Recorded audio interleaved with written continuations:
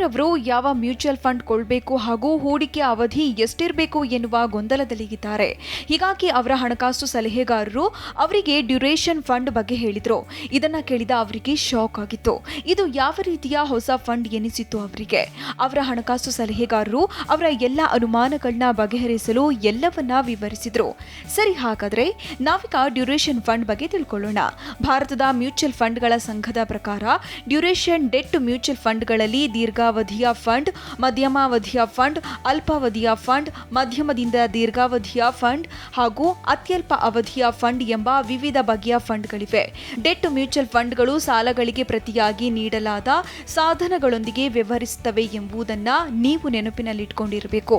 ಹಾಗಾಗಿ ಅವುಗಳಲ್ಲಿ ಹೂಡಿಕೆ ಅವಧಿಯು ಆದಾಯವನ್ನ ನಿರ್ಧರಿಸುವಲ್ಲಿ ಪ್ರಮುಖ ಪಾತ್ರವನ್ನ ವಹಿಸುತ್ತೆ.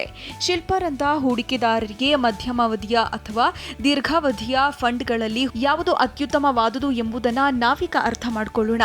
ನಾವೀಗ ದೀರ್ಘಾವಧಿಯ ಮ್ಯೂಚುವಲ್ ಫಂಡ್ಗಳೊಂದಿಗೆ ಆರಂಭಿಸೋಣ. ದೀರ್ಘಾವಧಿಯ ಫಂಡ್ಗಳನ್ನ ಲಾಂಗ್ ಟರ್ಮ್ ಫಂಡ್ಗಳೆಂದು ಕರೀತಾರೆ. ನೀವು ಲಾಂಗ್ ಟರ್ಮ್ ಫಿಕ್ಸೆಡ್ ಸೆಕ್ಯೂರಿಟೀಸ್ಗಳಲ್ಲಿ ಹೂಡಿಕೆ ಮಾಡುವ ಫಂಡ್ಗಳಾಗಿವೆ. ಸೆಬಿಯ ಪ್ರಕಾರ ದೀರ್ಘಾವಧಿಯ ಫಂಡ್ಗಳು 3 ರಿಂದ 5 ವರ್ಷಗಳ ಅವಧಿಯ ಸಾಲಗಳಿಗೆ ಮತ್ತು ಹಣದ ಮಾರುಕಟ್ಟೆಯ ಸಾಧನಗಳಲ್ಲಿ ಕಡ್ಡಾಯವಾಗಿ ಹೂಡಿಕೆ ಮಾಡಬೇಕು. ನಾವೀಗ ಮಧ್ಯಮಾವಧಿಯ ಮ್ಯೂಚುವಲ್ ಫಂಡ್ ಬಗ್ಗೆ ಮಾತಾಡೋಣ. ಮಧ್ಯಮಾವಧಿಯ ಫಂಡ್ಗಳು ಒಂದು ಬಗೆಯ ಓಪನ್ ಎಂಡೆಡ್ ಡೆಟ್ ಫಂಡ್ಗಳಾಗಿದ್ದು ಅವು 3 ರಿಂದ 4 ವರ್ಷಗಳ ಅವಧಿಯ ಡೆಟ್ ಸಾಧನಗಳಲ್ಲಿ ಹೂಡಿಕೆ ಮಾಡುತ್ತವೆ. ಪರಿಣಿತರ ಪ್ರಕಾರ ಬಡ್ಡಿ ದರಗಳು ಕುಸಿಯುತ್ತಿರುವ ಸಮಯದಲ್ಲಿ ನೀವು 2 ಅಂಕೆಯ ಗಳಿಕೆಯನ್ನ ನಿರೀಕ್ಷಿಸಬಹುದು.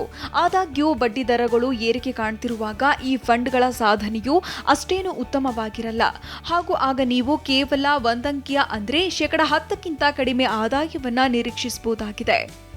ಹಾಗಾದ್ರೆ ಈಗ ಯಾವ ಫಂಡ್ ಅತ್ಯುತ್ತಮವಾದುದು? ಸದ್ಯದ ಸಮಯದಲ್ಲಿ ಆರ್ಥಿಕತೆಯ ವಿಷಯದಲ್ಲಿ ಬಹಳಷ್ಟು ಅನಿಶ್ಚಿತತೆಗಳಿವೆ. ಮುಂದಿನ 2-3 ವರ್ಷಗಳವರೆಗೆ ಬಡ್ಡಿ ದರಗಳಲ್ಲಿ ಏರಿಕೆಯಾಗಬಹುದು.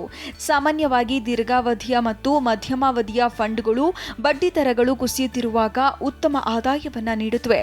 ಹೀಗಾಗಿ ಒಂದು ವೇಳೆ ಬಡ್ಡಿ ದರಗಳಲ್ಲಿ ಏರಿಕೆಯಾಗುವ ನಿರೀಕ್ಷೆ ಇದ್ದಾಗ ಶಾರ್ಟ್ ಟರ್ಮ್ ಫಂಡ್ ಆರಿಸಿಕೊಳ್ಳುವುದು ಅತ್ಯುತ್ತಮವಾದುದು. ಟ್ರಸ್ಟ್ ಮ್ಯೂಚುವಲ್ ಫಂಡ್ ಸಂಸ್ಥೆಯ ಸಿಇಒ ಸಂದೀಪ್ ಬಾಗ್ಲಾರ್ ಅವರು ಹೇಳ್ತಾರೆ, ಹೆಚ್ಚಿದ ಹಣದುಬ್ಬರದಿಂದಾಗಿ ಬಡ್ಡಿ ದರಗಳಲ್ಲಿ ಏರಿಕೆಯಾಗುವ ನಿರೀಕ್ಷೆ ಇದೆ. ಅಂತಹ ಪರಿಸ್ಥಿತಿಯಲ್ಲಿ ಲಾಂಗ್ ಟರ್ಮ್ ಮತ್ತು ಮೀಡಿಯಂ ಟರ್ಮ್ ಫಂಡ್ಗಳು ಕಳಪೆ ಸಾಧನೆಯನ್ನ ತೋರಿಸಬಹುದು. ಹೀಗಾಗಿ ನೀವು 2 ವರ್ಷಗಳಿಗಿಂತ ಕಡಿಮೆ ಪರಿಪಕ್ವತೆಯ ಅವಧಿ ಇರುವ ಒಂದು ಶಾರ್ಟ್ ಟರ್ಮ್ ಡ್ಯೂರೇಷನ್ ಫಂಡ್ ಅಥವಾ ಬ್ಯಾಂಕಿಂಗ್ ಮತ್ತು PSU ಫಂಡ್ಗಳಲ್ಲಿ ಹೂಡಿಕೆ ಮಾಡುವುದು ಅತ್ಯುತ್ತಮವಾದುದು ಎಂದು ಮನಿ9 ಸಲಹೆಗಳು.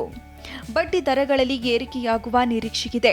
ಅಂತಹ ಸಮಯದಲ್ಲಿ ಶಾರ್ಟ್ ಟರ್ಮ್ ಡ್ಯೂರೇಷನ್ ಫಂಡ್ಗಳಲ್ಲಿ ಹೂಡಿಕೆ ಮಾಡುವುದು ಕಡಿಮೆ ಅಪಾಯಕಾರಿ ಎಂದು ಪರಿಗಣಿಸಲಾಗಿದೆ.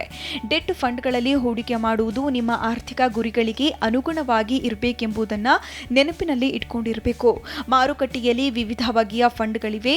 ಹಾಗೆ ವಿವಿಧ ಬಗೆಯ ಸಾಲದ ಮತ್ತು ಬಡ್ಡಿಯ ಅಪಾಯಗಳು ಇವೆ. ಹೀಗಾಗಿ ನೀವು ಈ ಎಲ್ಲ ಸಂಯೋಗಗಳನ್ನ ನೆನಪಿಟ್ಟುಕೊಂಡಿರಬೇಕು.